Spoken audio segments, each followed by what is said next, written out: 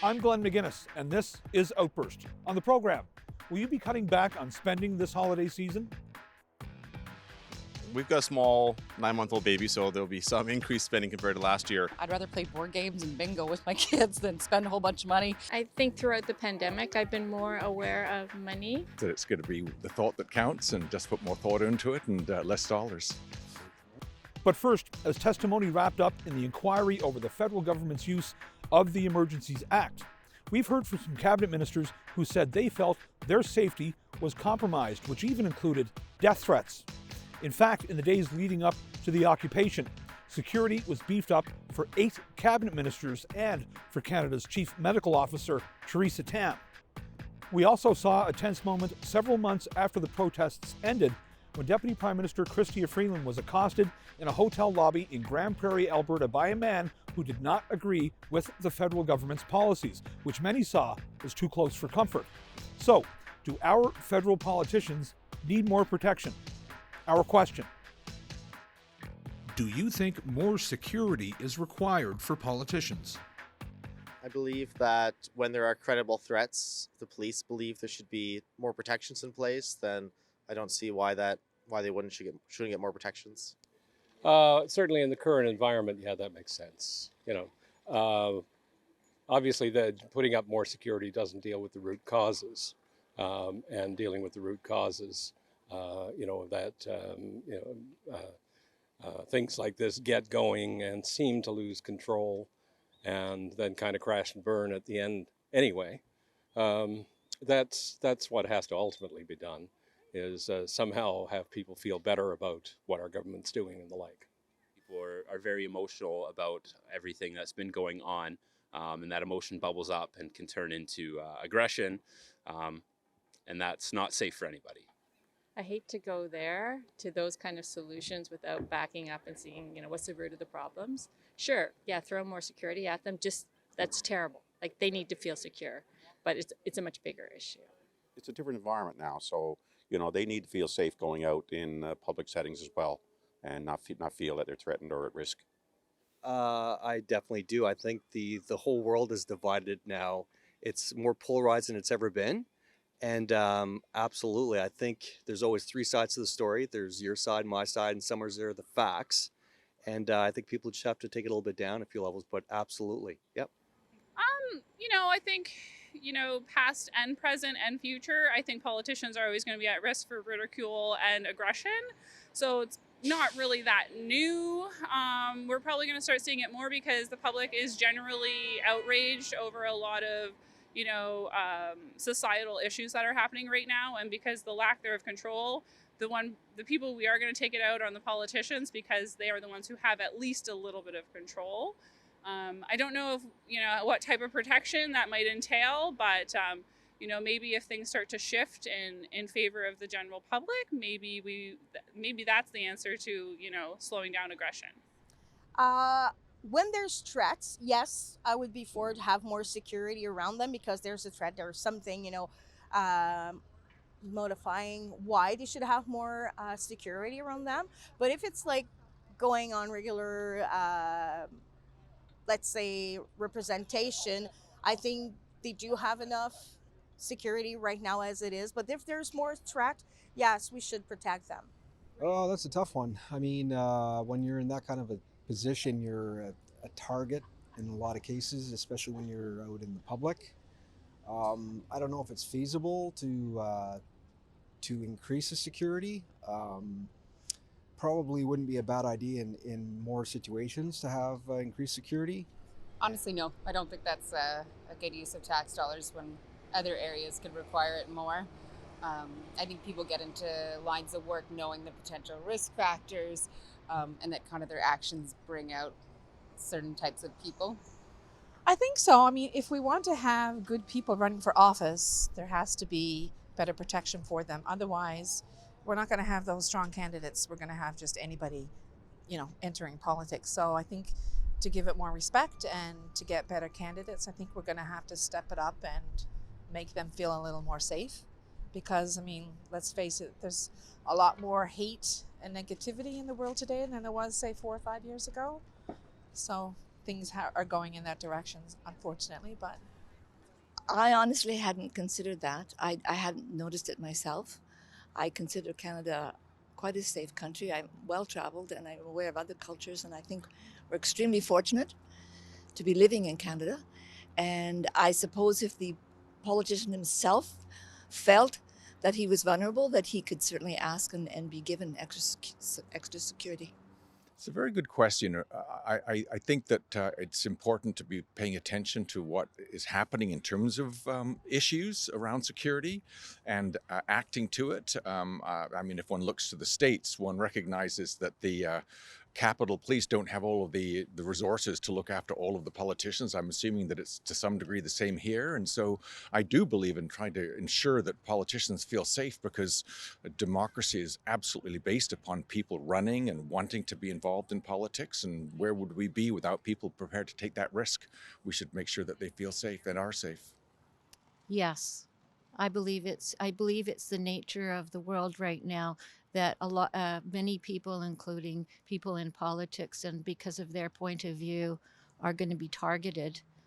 I, coming from a mental health background where I worked, I think a lot of the problems come from the fact that we have a lot of people with mental health issues that we're not dealing with. So I think that's a lot of the source of the problems, as well as different opinions, and people let it get out of hand. Chinese foreign interference has been a hot-button topic in this country as of late. There have been allegations of Chinese meddling in the Canadian election process, and also allegations that China was stealing trade secrets from Hydro-Quebec. It's no secret that Canada-China relations have been at an all-time low. So how should our government officials conduct themselves with the Chinese moving forward? Our question. What is the best approach Canada could take when dealing with China? Boy, it's a challenging issue, but there's just no question that Canada stands for, and our entire country is based upon certain freedoms. And although I think we have to be cautious of poking the bear unnecessarily or in an ineffective way, I think that we need to be strategic and to make sure that we stand up for what we believe in and bring it up and continue to push China to be more effective in terms of its policies around the safety of all peoples in their country. I'll be a little cautious about dealing with the Chinese policy, because you never know if it will change only one day, or they will decide one thing, they may change back. You never know, so just be cautious. Yeah, we're a big country with not that many people. I think we really have to stand up for ourselves and show that democracy is the right way to go. And I hope that can reflect in many other countries as well, because China is a huge force. But I think we have to stand up for our own beliefs as well. Ultimately, the way that I would approach it is understanding that pragmatically they are a major global power and will continue to be so. And we are up against another major world power. As Pierre Trudeau said, when you're in bed with an elephant, you feel every move of the elephant in bed. But we're unfortunately in bed with two elephants and in between. So Canada, I think, can leverage its unique position of being an ally to the United States, but also engaging in a lot of trade with China, a lot of cultural links here in Vancouver and across Canada. And so I am a proponent of vigorous engagement, and diplomacy can be carried out quietly behind the scenes. I think buy Canadian products. Stop buying stuff that's from China. Then it'll help. And then obviously increase productivity in Canada so that we actually have the industry to be able to make the products that we're buying from China, right? For sure. Yeah, and obviously not support them. 100%.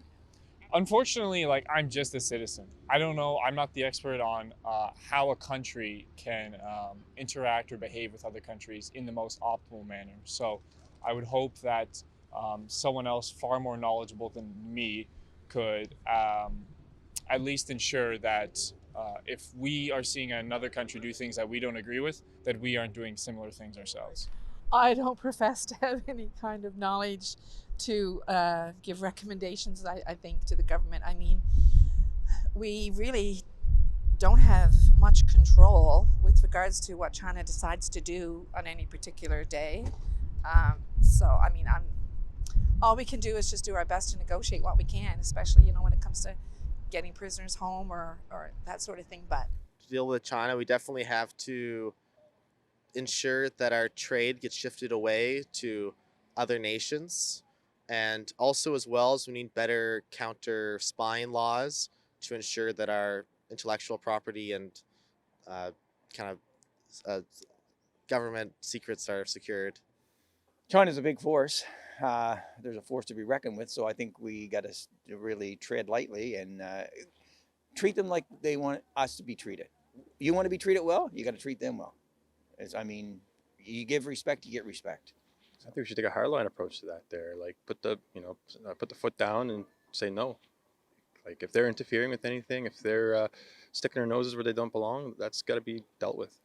I mean, Canada, like by default, is always going to be in the States' corner, and I know that Biden's going to be meeting with Xi Jinping soon, and I don't know. It's just hard to say. It's hard to say. I don't know. You can't.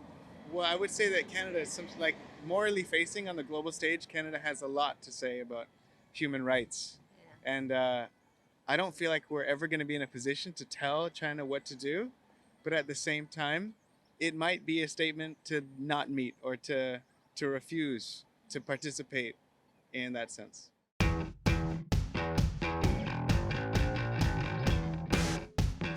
How many Canadian prime ministers served during the 1960s? 2, 3, or 4? 3. I guess that'll be 2 maybe. 2? I'll go with 2. 3. I guess it's 4. I think it was 3. I would say 2. I don't know. 2, 3, or 4? 2. 3. I'm gonna go with 3. It's 3. Yay! Yay me! Yay you. During the 1960s, Canada saw 3 prime ministers in power. The first was John Diefenbaker, who was prime minister from 1957 to 1963. He was followed by Lester Pearson, who held the office from 1963 to 1968. When Pearson retired from politics, he was replaced by Pierre Trudeau, who would hang on to the job from 1968 until 1979.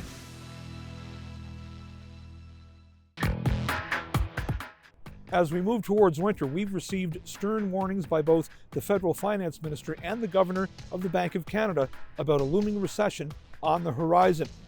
With high inflation and growing interest rates, Canadians have been feeling the pinch, and a recession could make things worse. So we sent our cameras out to ask Canadians what, if anything, they are doing to prepare for this. Our question: what are you doing to prepare yourself for a possible recession? I'd say I'm trying to save up money all the time, just a little bit. I mean, it's kind of hard. I'm living on my own and stuff, so yeah, sometimes it's hard, but yeah, I'm trying to keep my money together. Well, I'm just going to give myself a bit of a raise as I have that flexibility that unfortunately a lot of people don't. Is there going to be a recession? I'm not too sure about that.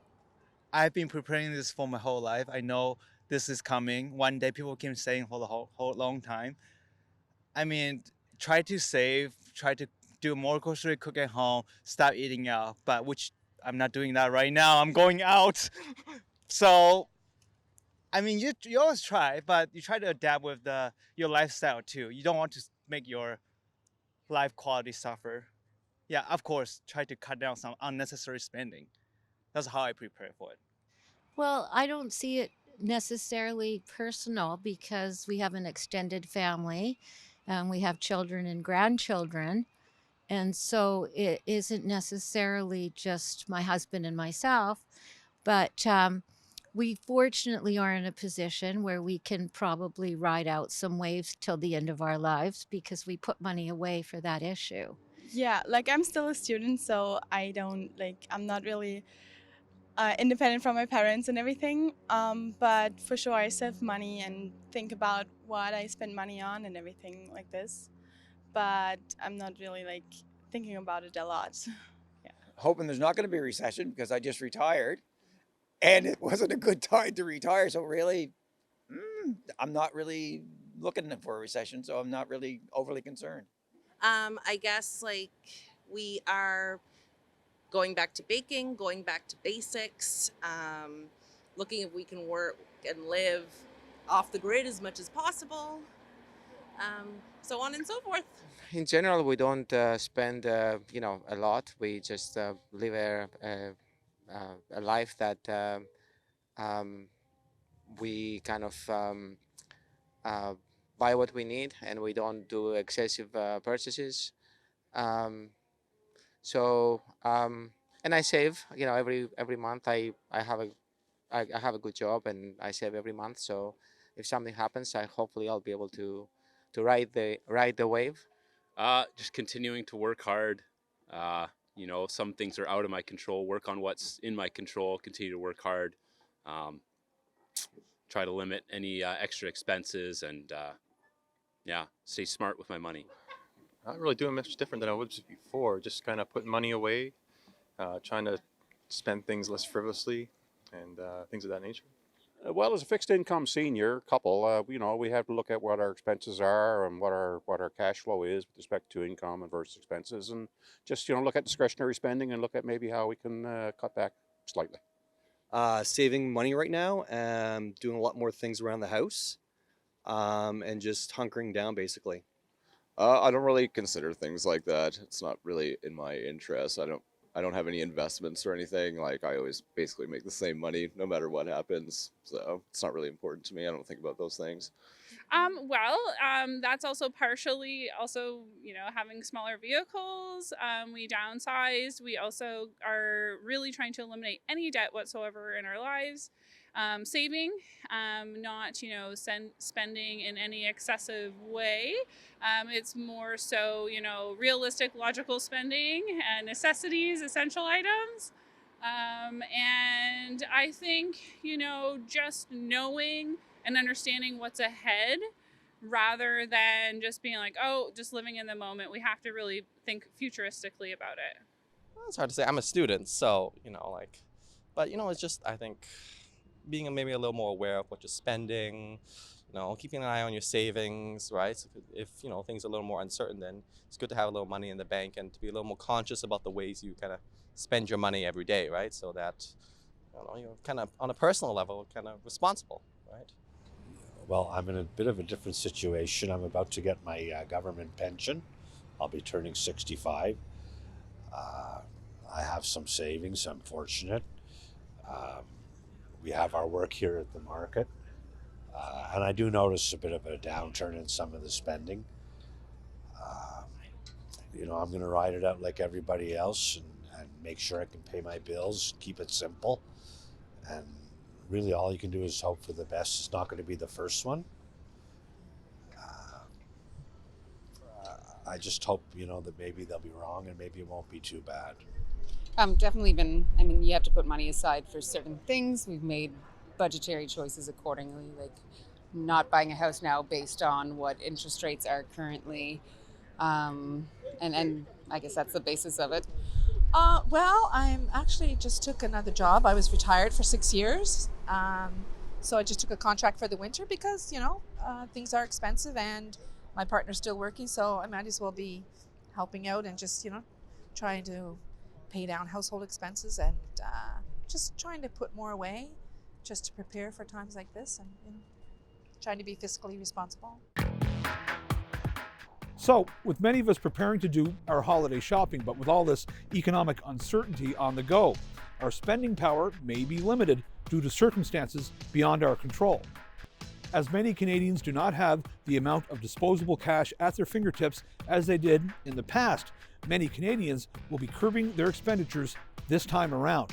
So, we sent our cameras out with this question.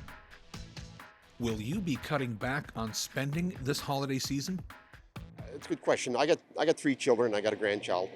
I might limit a bit, but not much. And then I got, I'm newly married. I got a new wife.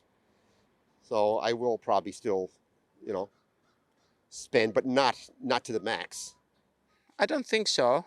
We don't usually buy a lot. We don't have a lot of people around here that we buy for. So I don't think we'll cut spending. I'd say yes, but sometimes you see the right gift. Like I have a 2-year-old son at home, so if I see the right toy for him, I'm gonna buy that toy for him. So a little bit of up and down, you can make that up elsewhere.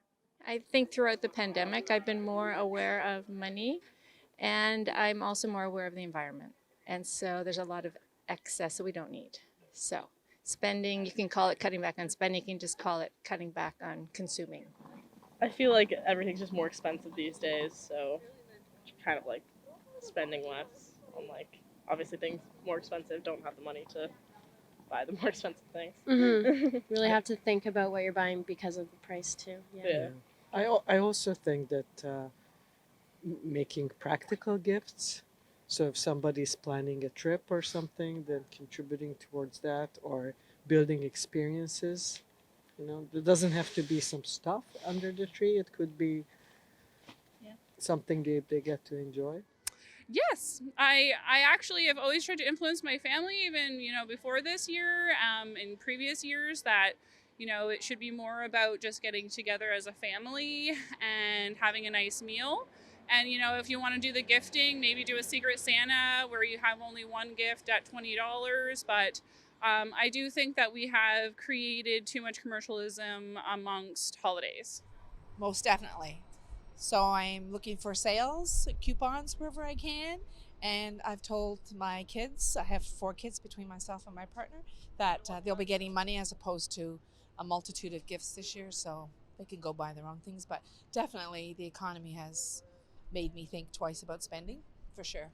I obviously also get gifts for everyone I love, but it'll be harder this year just because everything has rose so much. Yeah. So I think it'll be a little more challenging this year than other years, but yes, I would agree. I think that naturally as a student anyway, without inflation, it's already hard, and then also add on additional expenses, she has a car, so gas, crazy, and any prices, it will have to be minimal if I want to reach all my friends, and get everyone a little something. So I think so. I think with COVID, it really reframed how Christmas means, and I'd rather play board games and bingo with my kids than spend a whole bunch of money on stuff that they really don't need. yes, unfortunately, working in tourism, also in tourism industries, we have less tourism, so less job, less hours. So for sure we have to cut, but we're hoping that everything will be picking up so we can go back to our normal life without having to put everything on credit card and be up to our neck in credit cards. So we have to be careful of what we're doing and how we manage our money, but it's still possible to do stuff, but we just not we have to stop our willing of giving to everybody. We'll have to make limits, and respect those limits if we don't want to go down swimming in our debts. Fortunately, we're blessed with, so we won't be cutting back that much, will we? Will we? I'd say a little bit. I'd say Okay. we're cutting back a little bit. Yeah. Yeah. I know inflation's real. I know people are struggling. Most people in Canada live paycheck to paycheck. Honestly, yeah, it does hit the pocketbook, but I don't think it's going to affect our spending at all. We still kind of budget accordingly for the kids and stuff. So We've got a small 9-month-old baby, so there'll be some increased spending compared to last year. That being said, we've already cut back in different ways, and so I think to myself, as a 2 physician couple, if we're cutting back, we're sort of I don't want to say the last ones, but among the last to at income level to feel the tougher effects of a recession. I imagine others are doing much more, cutting back. No. Still going to have a fun time with the family. Not get as many gifts, maybe, but that's nothing to do about the recession. That's more about, don't need to be that extravagant. Yes, but the only other reason is too, I have mature children. So if you had younger children, there's more of an incentive to buy them gifts and toys. But for the old ones, I give to charities. Actually, my family and I have decided no gifts this year, unless you make it for the person. So that's what we're doing. Yeah.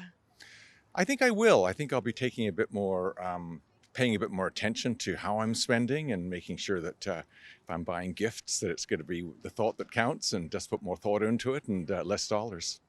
I think that because of what we've gone through with COVID, we don't have the same type of celebrations that we had before. And I find that in my age group, a lot of my friends feel the same. Everybody got used to seeing just a very small portion of their family. We only got to see one grandson and not the others. And I think we just got used to it. So it kind of feels better not to overextend yourself at this time, and it's almost a little bit more comfortable. Yeah, I mean, it's always a lot of money to buy presents for everyone, right? But I feel like for the people that are important to me, it's always, show them the appreciation during the holidays. So yeah, I probably will cut down a little bit on material presents, but I'm trying my best to yeah, still give back to the people I love, and yeah, that's about it. Thanks for watching this episode of Outburst on CPAC. If you have any comments about this show or any other show, you can find us on social media. You can also find us on our website at www.cpac.ca. I'm Glenn McGuinness, and on behalf of my colleagues at the Cable Public Affairs Channel, thanks for watching. We'll see you next time.